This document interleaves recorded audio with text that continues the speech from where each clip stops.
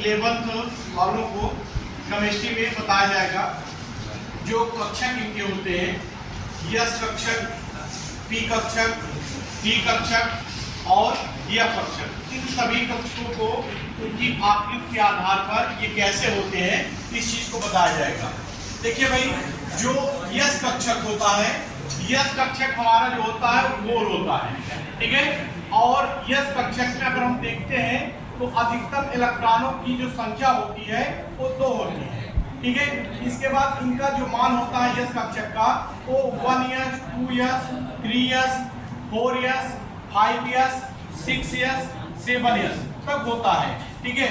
जैसे जैसे यन का मान बढ़ता है वैसे वैसे यस कक्षाओं का मतलब जैसे जैसे यस कक्षक का मान बढ़ता जाएगा वैसे यन का भी मान बढ़ता जाता है, ठीक है।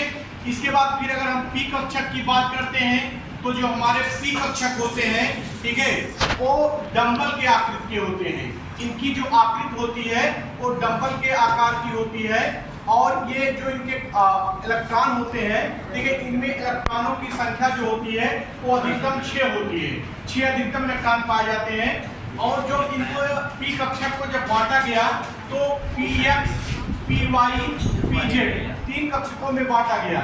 जब हम कहते हैं px तो हमारा जो डंबल होता है वो पी कक्षक को फोकस करता है। जब हम कहते हैं py तो वह जो होता है पी अक्ष को डंबल हमारा शो करता है। और जब हम कहते हैं यफ कक्षक, ठीक है, जैसे हम कहते हैं ना pz कक्षक की जब हम बात करते हैं तो पी और तो जो हमारा डंबल होता है वो जेड पर दिखता है। और ये भी जानिए जैसे जो आपका पी होता है ये 1p का महत्व जो होता है वो 0 होता है, लेकिन जो 2p होते हैं, ठीक है, जो 2p, 3p, 4p, 5p, 6p, 7p यहाँ तक के होते हैं, ठीक है। और पी कक्षकों का मान भी n के मान के अनुसार बढ़ता जाता है, ठीक है। ऐसे ही हम बढ़ते हैं, हमारा डी कक्षक होता है। जो डी कक्षक होते हैं उनकी आकृति जो होती है वो डबल डंबल होती है। वो मतलब जो डंबल होता है उनका डबल डंबल दिखाया जाता है, ठीक है। अक्ष देखे होंगे आपने, इसमें 3 अक्ष होते हैं x, y, z, इस तरीके के अक्ष होते हैं, ठीक है। तो ऐसे जब डी कक्षक की हम बात करते हैं तो डी कक्षक की जो आकृति होती है वो डबल डंबल होती है, ठीक है। और इसके बाद इनमें अधिकतम इलेक्ट्रॉन जो होते हैं वो 10 इलेक्ट्रॉन होते हैं। अगर हम डी कक्षकों के नाम की बात करते हैं, ठीक है, तो जो डी कक्षक होता है आपका वो होता है dxy, dyz, dxz, dx² - y², इसके बाद dz²। इस तरीके से 5 कक्षक होते हैं, ठीक है। और ये भी जो है इनका भी मान जो होता है वो n के मान के अकॉर्डिंग जो है बढ़ता जाता है। n के अकॉर्डिंग बढ़ता मतलब जैसे होता ना, जैसे आपका अगर 2d है या फिर 1d है या फिर 7d है तो इनका जो मान होता है वो 0 हो जाएगा। इन मानों का कोई महत्व नहीं होता है। जो महत्व होता है वो आपका 3d, ठीक है, 4d, 5d और 6d, इन्हीं का जो है जो कोष होते हैं उन्हीं को ही माना जाता है। ये आपने अफबाउ के रूल में आपने देखा भी होगा कि इनमें ही इलेक्ट्रॉनों को भरा जाता है। और जब आकृति को बनाते हैं तो जो जिस कक्षक की बात की जा रही है, जैसे बात की जाती है dxy, तो जो डंबल होता है हमारा वो जो होता है xy पर ही दिखाया जाता है। जब ये कहा जाता है dzy, ठीक है, और तो zy कहा गया तो मतलब yz कहा गया तो y और z पर ही फोकस करेगा। इसके बाद dzx कहा गया तो हमारा जो इलेक्ट्रॉन होगा, ठीक है, वो आपको मतलब जो आकृति आप दिखाएंगे डंबल की उसको आप x पर और z पर ही दिखाएंगे। इसके बाद जब ये कहा जाता है dx² - y², ठीक है, तो वह दोनों के शो को करेगा, दोनों कंडीशनों को शो करेगा।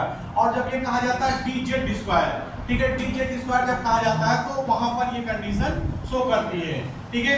ऐसे ही आपका होता है यफ ऑर्बिटल। जब आपका यफ ऑर्बिटल होता है, ठीक है, तो जो हमारे यफ ऑर्बिटल होते हैं उनमें जो होते हैं उनकी भी आकृति थोड़ा सा निश्चित कम होती है, मतलब निश्चित तरह से आकृति नहीं होती है फिर भी, लेकिन उनमें ये होता है कि जिस अक्ष की हम बात करते हैं उसी अक्ष पे हम उसको क्या करते हैं, दिखाते हैं, ठीक है। तो उसमें डी कक्षक की अगर हम यह कक्षक की बात करते हैं तो यह कक्षक को जो है 7 भागों में बांटा गया है और उनका नाम भी होता है। जैसे यक्स, और इसके बाद क्वेश्चन हो जाएगा minus X square minus Y square. फिर दूसरा हो जाएगा आपका यक वाई, क्वेश्चन होगा X square minus Y square. फिर हम कर देंगे यक Z X square minus Y square. फिर आपका होता है यक एक्स वाई जेड, जो तीनों को शो करता है। फिर इसका चौथा होता है यक जेड स्क्वायर, ठीक है। इसके बाद फिर आप अगला इसका होता है यक वाई जेड स्क्वायर। फिर इसके बाद अंतिम जो होता है सातवां जो होता है इसका यक जेड यक यक्स जेड स्क्वायर। अच्छा, यक्स को इसलिए पहले करते हैं क्योंकि अल्फाबेटिकली में जो होता है यक्स पहले आता है जेड बाद में आता है, इसलिए हम उसको लिखते हैं, ठीक है। तो यक उसमें अधिकतम इलेक्ट्रॉनों की संख्या जो होती है वो 14 होती है। इनमें भी यन का मान जो है, इनके मान बढ़ने के साथ साथ उसका मान बढ़ता है, ठीक है। और इसमें जो शून्य होते हैं जैसे 1 यप, इसके बाद फिर 2 यप और 3 यप, और उसके बाद 7 जो यप होते हैं उनका मान जो होता है शून्य होता है, ठीक है।